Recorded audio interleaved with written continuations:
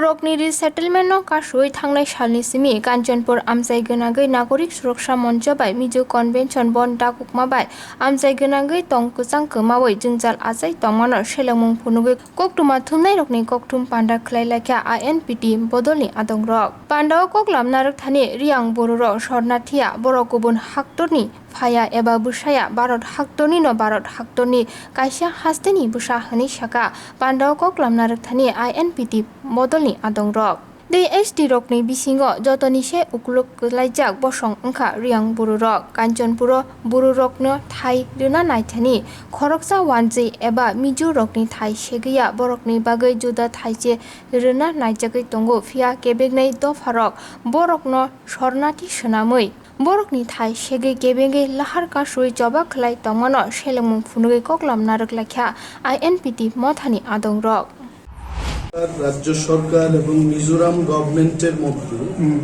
Bru লিডারদের সাথে চুক্তিটা হয় এবং এটা গভর্নমেন্টই ঠিক করবেন কোথায় কাকে রাখা হবে। আজকে 144 ধারা সেখানে বলবৎ করা হলো। এই রাজ্যের ইতিহাসে কিন্তু কখনো কোনো আন্দোলনকারীরা এটা অন্তত আমরা দেখিনি কোনো রাজনৈতিক সংস্থা ছাড়াও কোনো অন্যান্য সংস্থা এইভাবে 144 ধারাকে অমান্য করে আন্দোলন করার কোনো নজির ত্রিপুরার ইতিহাসে নেই। তো why the government is keeping quiet এবং এখানে কেন করছে আন্দোলন? আমি নাগরিক সুরক্ষা মঞ্চের বিরুদ্ধেই বলছি না, বলতেও চাই না, আসলে জানিও না এই সংগঠনের কাজটা কি, যে যারা আন্দোলনটা করছে এদের কোনো নিজের বাড়ি দখল হচ্ছে, এদের ব্যক্তিগত কোনো সম্পদ দখল হচ্ছে সেখানে ব্রুদের রিহ্যাবিলিটেশন দিতে গিয়ে, এটা আমার প্রশ্ন। আর যদি না হয় তাহলে এই লোকগুলো কেন আন্দোলন করছে? What is their problem? এবং আমার জানা মতো এই যে নাগরিক সুরক্ষা মঞ্চের যারা, আমার কাছে যতটুকু খবর আছে, most of them are non tribal, তার মানে নন রিয়াং, নন দেববর্মা, নন জমাতিয়া, এবং এডিসি এলাকাতেই ব্রুদের রিহ্যাবিলিটেশন দেওয়ার চেষ্টা চলছে যতটুকু খবর আমাদের কাছে। তাহলে ওই লোকগুলোর গায়ে আগুন লাগছে কেন? হোয়াই?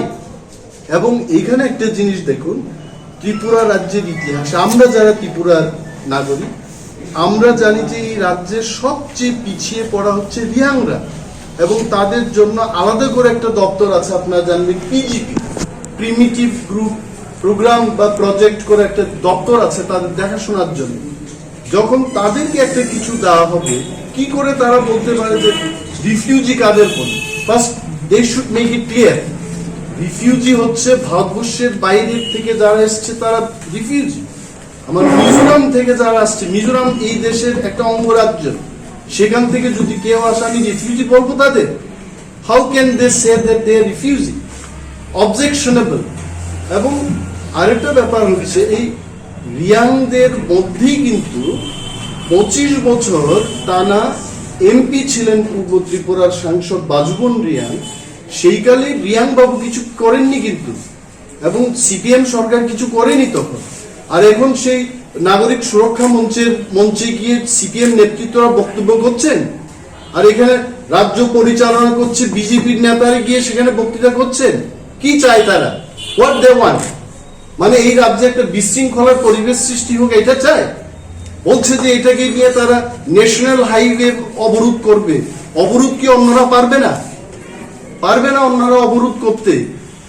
দিজ আর অল আমাদের সাংবাদিক, এই রাজ্যের আপামর জনগণ, আমাদের সবাইকে দায়িত্ব নিতে হবে যে এই ত্রিপুরায় শান্তি শৃঙ্খলা যেন বজায় থাকে। আইএনপিটির একটি স্ট্যান্ড, স্টেট গভর্নমেন্টকে এই ল অ্যান্ড অর্ডার সিচুয়েশন, যে এখানে একজন আইএস অফিসার যিনি এটাকে করেছেন, বিজ্ঞপ্তি জারি করেছেন, উনার অফিস খুলতে পারছেন না উনি 5 দিন ধরে।